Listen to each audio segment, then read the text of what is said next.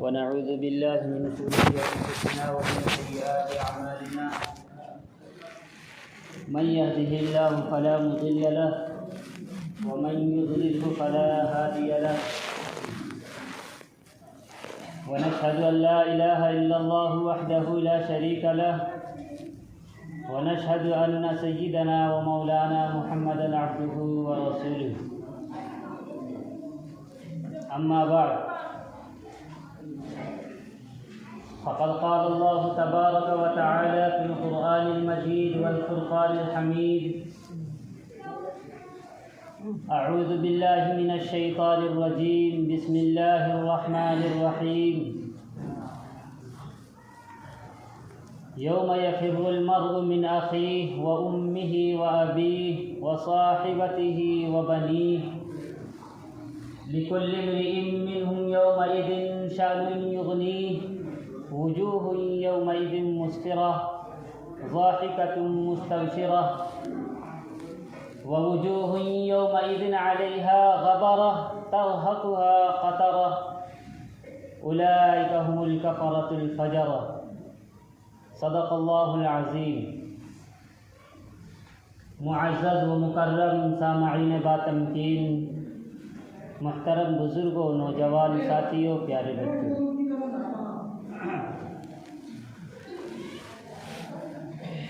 جو آیات مبارکہ میں نے ابھی آپ حضرات کے سامنے تلاوت کی ہے،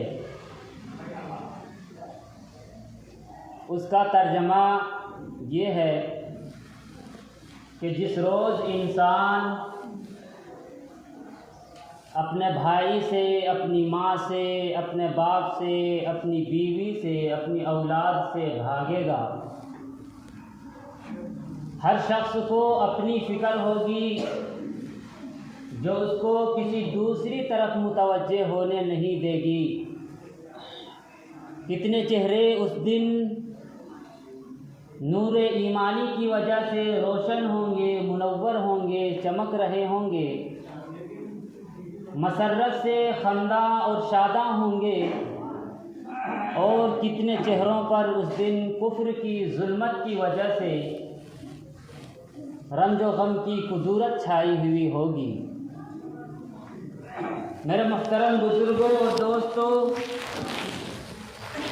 ان آیتوں کے اندر اللہ رب العزت والجلال میدان محشر میں لوگوں کے جمع ہونے کے وقت کو بیان فرمایا ہے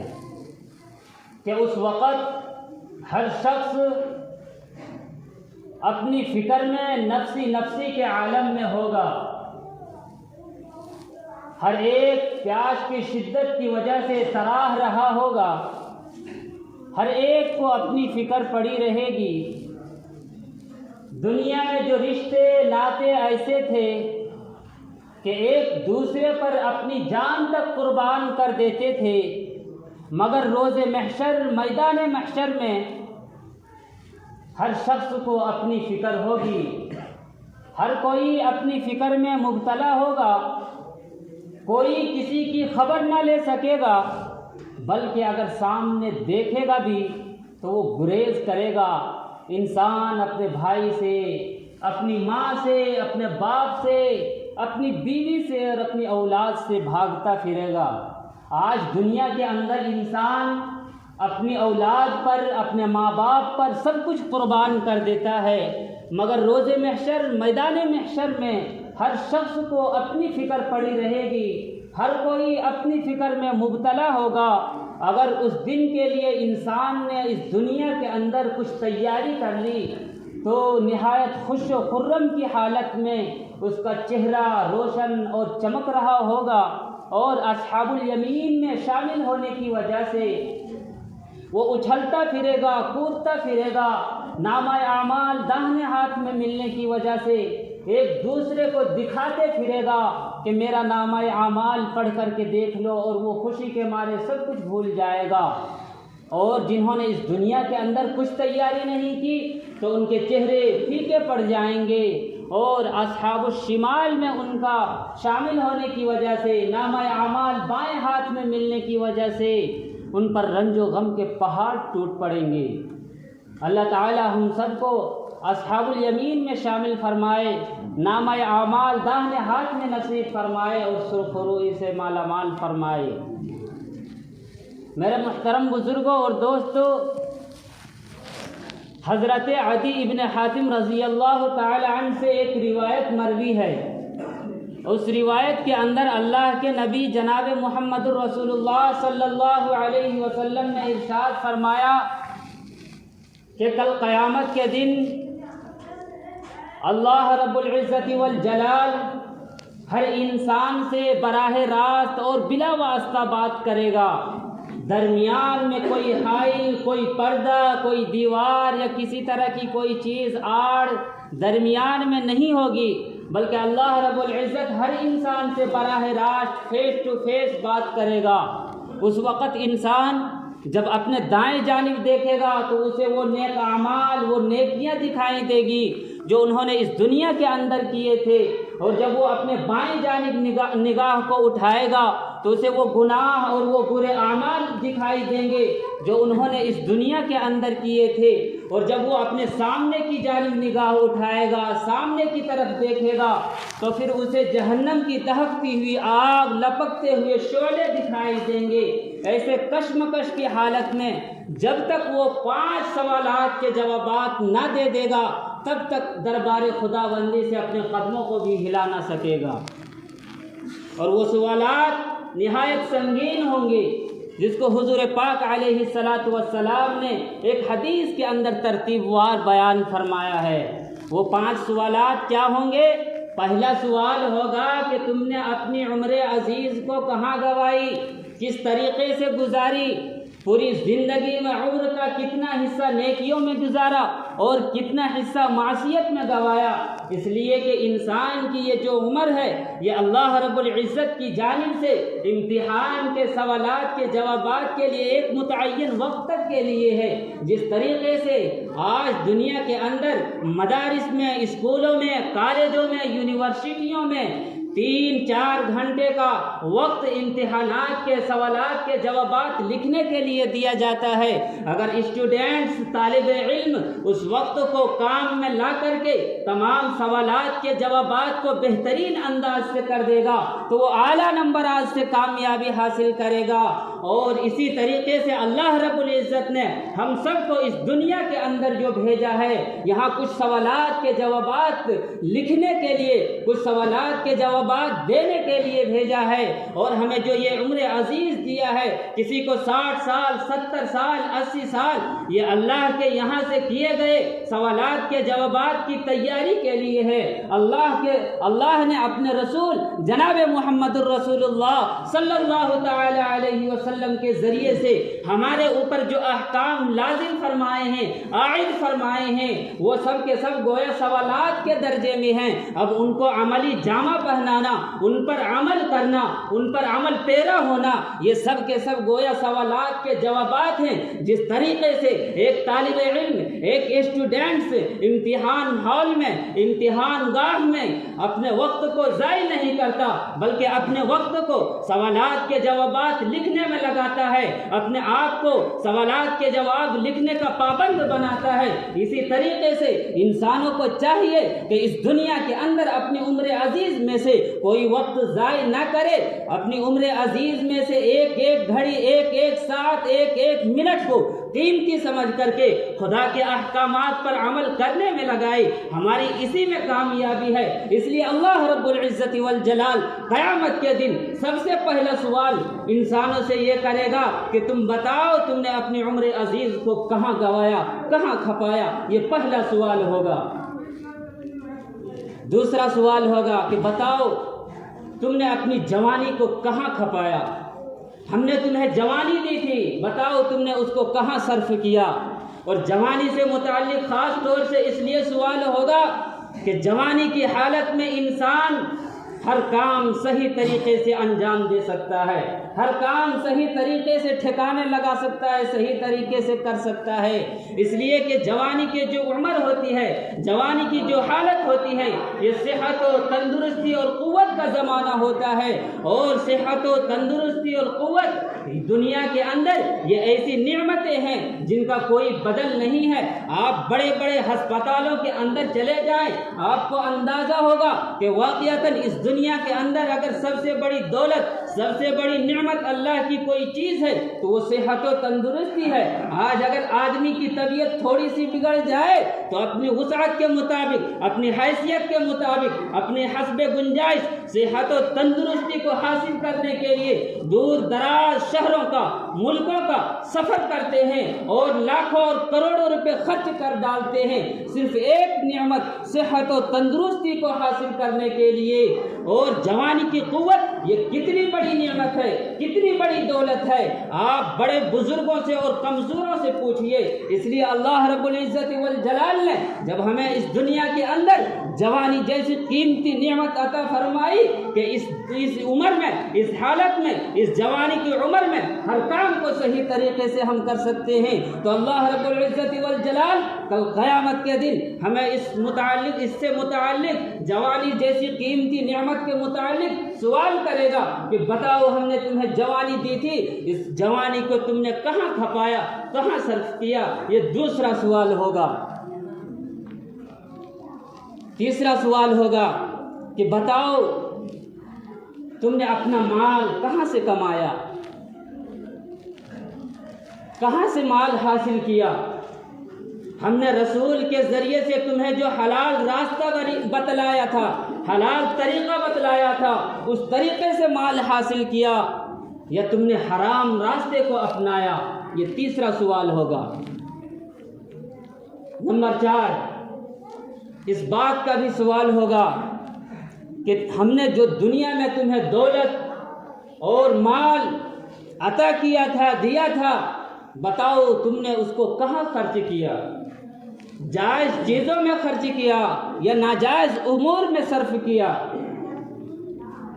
اور ہم نے تمہیں جو مال دیا تھا، جو دولت دی تھی، اس میں سے تم اپنی آخرت کے لیے کیا جمع کیا ہے؟ اور سنو، اگر تم نے اپنے مال میں سے، اپنی دولت میں سے اخلاص کے ساتھ ایک کھجور بھی اللہ کے راستے میں دیا ہوگا، اللہ کے راستے میں صدقہ اور خیرات کیا ہوگا، تو ہم نے اسے بڑھا کر کے پہاڑ کے برابر کر دیا ہے۔ اللہ تعالیٰ اس بات سے بھی متعلق سوال کرے گا کہ تم نے اپنے مال کو ناجائز چیزوں میں کیوں خرچ کیا اور فضول خرچی کیوں کی؟ ہر انداز سے سوال ہوگا۔ یہ چوتھا سوال ہوگا۔ پانچواں سوال، ہر مسلمان مرد و عورت پر ضرورت کے مطابق علم دین کا حاصل کرنا، سیکھنا فرض ہے۔ حدیث نبوی ہے، طلب العلم فریضۃ علی کل مسلم، کہ ہر مسلمان مرد و عورت پر ضرورت کے مطابق علم دین کا حاصل کرنا، سیکھنا یہ فرض ہے۔ لہذا اللہ رب العزت والجلال کل قیامت کے دن ہم سے یہ سوال کرے گا کہ بتاؤ تم نے اپنے علم کے مطابق کہاں تک عمل کیا، کیا عمل کیا؟ یہ 5 سوالات کے جوابات جب تک انسان نہ دے دے گا تب تک کہ دربار خداوندی سے ہلنے کی بھی اجازت نہ ہوگی۔ میرے محترم بزرگوں اور دوستوں، حدیث پاک کے اندر آیا ہے کہ کل قیامت کے دن اللہ کے دربار میں ہر انسان کی 3 مرتبہ پیشی ہوگی۔ پہلے 2 مرتبہ میں سوالات اور جوابات ہوتے رہیں گے۔ پہلی مرتبہ جب پیشی ہوگی تو بہت سے انسان اپنے گناہوں کا انکار کریں گے، اور دوسری مرتبہ میں جب پیشی ہوگی، حاضری ہوگی، تو اپنے گناہوں سے معذرت خواہی کریں گے، اور جب تیسری مرتبہ پیشی ہوگی تو ہر ایک کے نامہ اعمال اڑ اڑ کر لوگوں کے ہاتھوں میں پہنچ جائیں گے۔ اسی کو اللہ رب العزت والجلال نے قرآن کریم کے اندر ارشاد فرمایا ہے، فَأَمَّا مَنْ أُوتِيَ كِتَابَهُ بِيَمِينِهِ فَسَوْفَ يُحَاسَبُ حِسَابًا يَسِيرًا وَيَنْقَلِبُ إِلَىٰ أَهْلِهِ مَسْرُورًا وَأَمَّا مَنْ أُوتِيَ كِتَابَهُ وَرَاءَ ظَهْرِهِ فَسَوْفَ يَدْعُو ثُبُورًا، کہ بہرحال جس کے نامہ اعمال اس کے داہنے ہاتھ میں دیے جائیں گے تو اس سے نہایت آسان آسان اور سہل حساب لیا جائے گا، اور وہ اپنے لوگوں کے پاس خندہ پیشانی اور خوش ہو کر کے لوٹے گا۔ اور بہرحال جس کے نامہ اعمال اس کے بائیں ہاتھ میں دیے جائیں گے تو وہ بے شک موت موت کہہ کر کے پکارے گا۔ اب نامہ اعمال مل جانے کے بعد، اب نامہ اعمال لوگوں کے ہاتھوں میں پہنچ جانے کے بعد کسی کا کوئی عذر قبول نہیں ہوگا، اسی کے مطابق اب فیصلہ کیا جائے گا۔ جس کے نامہ اعمال داہنے ہاتھ میں ملیں گے، داہنے ہاتھ میں پہنچیں گے تو وہ تو نہایت خوش و خرم ہوں گے، پھولے نہ سمائیں گے، اچھل رہے ہوں گے، کود رہے ہوں گے، ہر ایک کو کہتے پھریں گے کہ میرے نامہ اعمال کو دیکھو، میرے نامہ اعمال کو پڑھ کر کے دیکھو۔ اور جس کو نامہ اعمال اس کے بائیں ہاتھ میں پیچھے کی جانب سے دیے جائیں گے تو اس پر رنج و غم کے پہاڑ ٹوٹ پڑیں گے۔ میرے محترم بزرگوں اور دوستوں، حضرت انس رضی اللہ تعالی عنہ کی ایک روایت ہے، اس روایت کے اندر اللہ کے نبی جناب محمد رسول اللہ صلی اللہ علیہ وسلم نے ارشاد فرمایا کہ کل قیامت کے دن ہر انسان کے لیے تین دفاتر، تین رجسٹر پیش کیے جائیں گے۔ پہلا دفتر وہ ہوگا جس میں اس کے نیک اعمال، اس کے اچھے اعمال اور نیکیاں نوٹ کیے جا چکے ہوں گے، اور دوسرا دفتر وہ ہوگا جس میں اس کے گناہ نوٹ کیے جا چکے ہوں گے، برے اعمال نوٹ کیے جا چکے ہوں گے، اور تیسرا دفتر وہ ہوگا جس میں اللہ نے جو اس کو دنیا کے اندر نعمتیں دی تھی وہ نوٹ کیے جا چکے ہوں گے، جن نعمتوں کے ساتھ اس نے دنیا میں عیش و عشرت کے ساتھ زندگی گزاری تھی۔ اب اس کے سب سے پہلے عمل صالح اور اللہ کی دی ہوئی نعمتوں میں سے سب سے چھوٹی نعمت، ادنا نعمت کا مقابلہ کیا جائے گا، اور اللہ تعالیٰ فرمائے گا کہ میری نعمتوں کا قیمت اور ثمن ادا کرو۔ چنانچہ اللہ کی دی ہوئی نعمتوں میں سے سب سے چھوٹی نعمت، ادنا نعمت کے مقابلے میں، بدلے میں اس کے سارے نیک اعمال ختم ہو جائیں گے۔ اب صرف دو دفتر باقی رہ جائیں گے، ایک گناہوں کا رجسٹر اور دوسرا اللہ کی نعمتوں کا رجسٹر۔ اب ایسی کشمکش کی حالت میں انسان حیران، پریشان اور بدحواس ہو کر کے رہ جائے گا، تو اللہ رب العزت والجلال اس بندے سے فرمائے گا کہ اے میرے بندے، گھبرانے کی ضرورت نہیں ہے، ہم نے تمہاری نیکیوں کو اضعافا مضاعفہ کر دیا ہے، دو چند کر دیا ہے، ہم نے تمہاری نیکیوں کو 10 گنا سے لے کر کے 700 گنا تک بڑھا دیا ہے، اور تمہارے گناہوں کو معاف کر دیا ہے، درگزر کر دیا ہے، اور ہم نے جو نعمتیں تمہیں دنیا کے اندر دی تھی وہ ہماری طرف سے بطور تحفے اور ہدیے کے ہیں، اس کا ہم تم سے کسی قسم کا سوال نہیں کریں گے، اس کا ہم تم سے کسی قسم کا بدلہ نہیں لیں گے۔ جب اللہ کی طرف سے اس قسم کی فیاضی ہوگی، کرم نوازی ہوگی، تو انسان کے جان میں جان آ جائے گی۔ میرے محترم بزرگوں اور دوستوں، حضرت جابر رضی اللہ تعالی عنہ سے ایک روایت مروی ہے، اس روایت کے اندر فرماتے ہیں کہ ایک مرتبہ جناب نبی کریم صلی اللہ علیہ وسلم گھر سے باہر تشریف لائے اور ارشاد فرمایا کہ ابھی میرے دوست حضرت جبرائیل علیہ السلام میرے پاس تشریف لائے اور ارشاد فرمایا کہ پچھلی امتوں میں ایک اللہ کا بندہ ایسا تھا جو اپنے گھر بار کو، اپنے مال دولت کو، اپنے اعزاء و اقربا کو، اپنے رشتہ داروں کو، سب کچھ کو چھوڑ کر سمندر کے بیچ پہاڑ نما ایک ٹیلا تھا، اس میں جا کر کے عبادت کرنا شروع کر دیا۔ وہ ٹیلا اتنا دور تھا کہ اس ٹیلے سے ہر جانب 4-4 ہزار فرسخ دوری تک سمندر ہی سمندر تھا، وہاں کھانے پینے کی کوئی چیز موجود نہیں تھی، اور سمندر کا پانی بھی نہایت نمکین اور کھارا تھا۔ اللہ رب العزت والجلال نے اپنی قدرت سے، اپنے فضل سے، اپنی رحمت سے وہاں ایک انار کا پھل اگا دیا اور انگلی کے برابر میٹھے پانی کا چشمہ جاری کر دیا۔ یہ عابد، یہ بزرگ 24 گھنٹے اللہ کی عبادت میں لگا رہتا، رات و دن اللہ کی عبادت میں مصروف رہتا، 24 گھنٹے میں ایک مرتبہ انار کا ایک پھل کھا لیتا اور میٹھے پانی کے چشمے میں سے ایک گلاس پانی نوش فرما لیتا۔ اسی حالت میں اس کے 500 سال گزر گئے۔ 500 سال گزرنے کے بعد جب اس کی موت کا وقت آیا، موت کا وقت قریب آیا، تو اس بزرگ نے اللہ رب العزت والجلال کی بارگاہ میں اپنا دست سوال دراز کر کے یوں دعا فرمائی کہ اے پروردگار عالم، میری موت سجدے کی حالت میں ہو، جب بھی میری روح پرواز کرے تو سجدے کی حالت میں پرواز کرے، اور اے پروردگار عالم، میری لاش کو تو مٹی پر اور کیڑوں مکوڑوں پر حرام کر دے، اور اے پروردگار عالم، قیامت تک میری لاش کو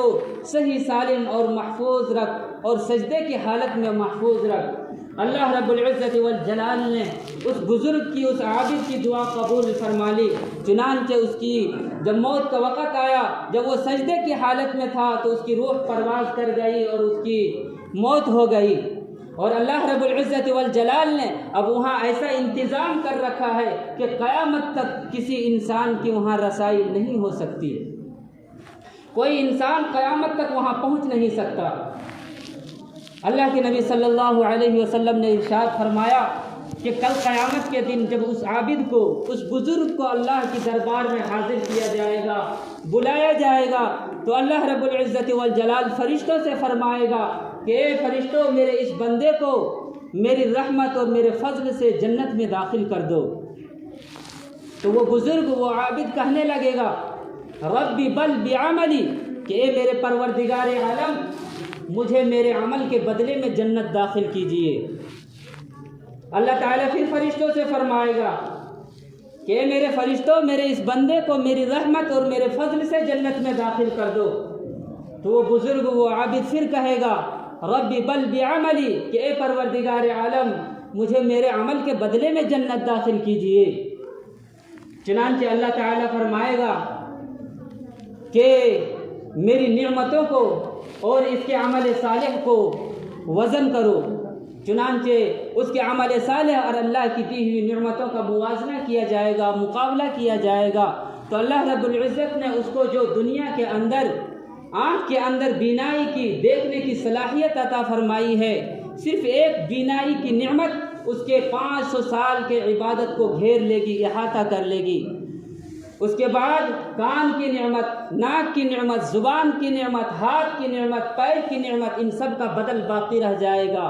اور پھر ان سب کے علاوہ اللہ رب العزت والجلال نے سمندر کے بیچ میں اسے جو 500 سال تک انار کا پھل کھلایا اور میٹھا پانی پلایا، ان تمام کا بدل باقی رہ جائے گا۔ تو اللہ رب العزت والجلال فرمائے گا کہ تمہیں 500 سال کی عبادت پر بڑا گھمنڈ تھا، بڑا ناز تھا، تمہارے 500 سال کی عبادت صرف ہماری ایک بینائی کی نعمت کے مقابلے میں ختم ہو گئی، تو بقیہ ہماری اور نعمتوں کا بدل تم کیا لائے ہو، تمہارے پاس کیا چیز ہے؟ چنانچہ اللہ رب العزت والجلال فرشتوں سے فرمائے گا کہ اسے گھسیٹ کر جہنم میں داخل کر دو۔ چنانچہ فرشتے اس بزرگ کو، اس عابد کو گھسیٹ کر جہنم کی طرف لے جانے لگیں گے۔ تو اب وہ عابد، اب وہ بزرگ کہے گا ربی برحمتک ادخلنی الجنہ، کہ اے میرے پروردگار عالم، آپ اپنی رحمت سے، اپنے فضل سے مجھے جنت میں داخل کر دیجئے۔ تو اللہ رب العزت پھر کہے گا کہ تمہیں تو 500 سال کی عبادت پر بڑا ناز تھا،